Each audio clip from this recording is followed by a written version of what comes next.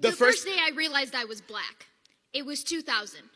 We had just learned about blacks for the first time in second grade. At recess, all the white kids chased me into the wood chanting slave. My mother said I refused to come out for 3 hours. Said she thinks I was lost in the trees, but I just needed to be closer to my roots. As a woman, having a boyfriend is a battle.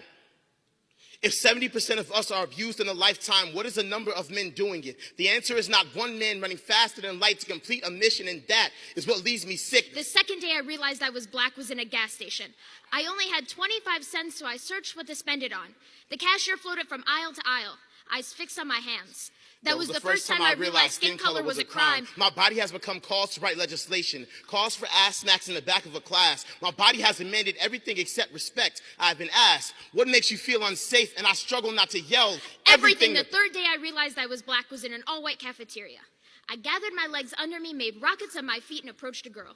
She told me she was not into my type of guy. I felt the words shoot daggers into my melanin. I have never wanted to disappear so bad. As a woman, I've learned to answer to everything except my name. Little lady is not said to mean equal, but to make sure I remember my place, I battle between wanting to own my body and accepting there is a 1 in 4 chance a man will lay claim to my skin, a plot of land for the taking. The last day I realized I was black was in an elevator in California.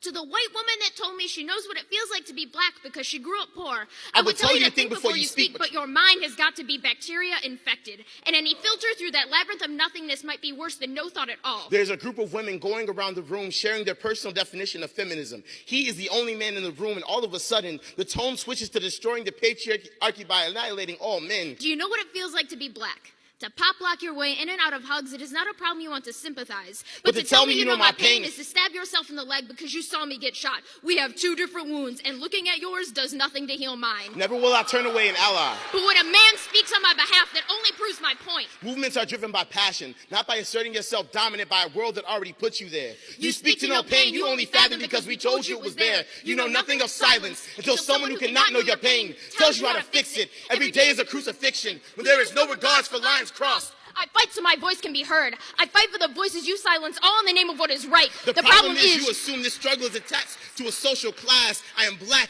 and bold and beautiful by nature. Ain't no income that can change that. The problem with speaking up for each other is that everyone is left without a voice.